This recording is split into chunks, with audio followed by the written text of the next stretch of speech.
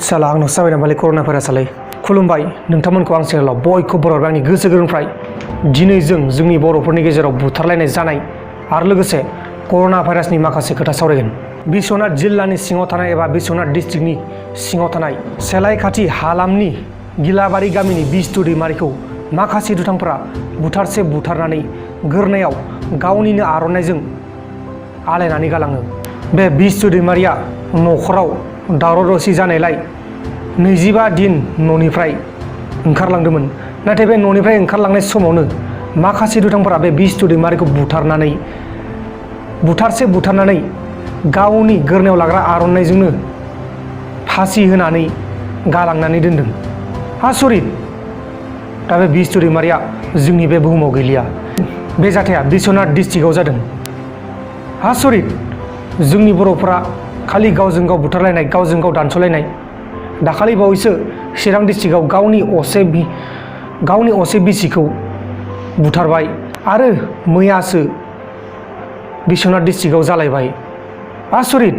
जोंनि बे बर'फोरनि गेजेराव बुथारलायनाय हाबाफारिया बोसोरसेयाव खेबसे नङा, खेबनै नङा, खेबथाम खेबब्रै जालाङो। गोबां दुखुनांथाव जाथाय जाबाय थायो जोंनि बे बर'फोरनि गेजेराव। दा जियानो जादोला जों दा सावरायदिनि कर'ना भाइरासनि माखासे खोथा। भारत हादराव लकडाउन एबा बन्द फोसावदोंब्लाबो कर'ना बेमारा बांनायनिफ्राय बांलांगासिनो दं। भारत हादराव गासै 353 सुबुंनियाव बे बेमारा गोसारबाय। बेनिनो गासै 67 सुबुंफोरा बे बेमारनिफ्राय रैखा मोननो हाबाय आरो लोगोसे गासै बे बेमारजों थैनाया दिनैसिम जोंनि बे भारत हादराव 18 जन जाबाय सुबुंफोरानो। मैयाहाय 11 जनमोन, दिनै आरो 18 जन जालायबाय आरो गाबोनबा बेसे जागोन, सबनियाबा बेसे जागोन। बन्द फोसावदोंब्लाबो जोंनि बे इण्डियायाव लकडाउन फोसावदोंब्लाबो बे कर'ना भाइरासआ बांनायनिफ्राय बांलांगासिनो दं आरो बेखौ दासिमबो होबथानो हायाखै। दा बे बेमारजों जोंनि बे भारताव थैनाया गासै 18 जन जाबाय।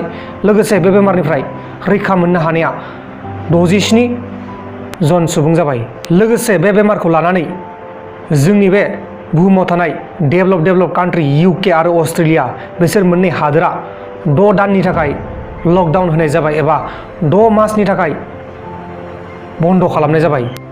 नोंथांमोना दिनैनि भिडिअ गोबां खोथा मिथिबाय जानो हागौ। मानसि बुथारलायनायनि आरो लोगोसे कर'ना भाइरासजों साबेसे मानसि थैखो, साबेसे मानसिनाव गोसारखो आरो साबेसे मानसिफोरखौ जिउ रैखा खालामनो आरो साबेसे मानसिफोरखौ जिउ रैखा खालामनो हाखो, बेनि बागै दिनैनि भिडिअखौ बेखिनियावनो फोजोबनाय जाबाय। जय बर' हारिनि जय।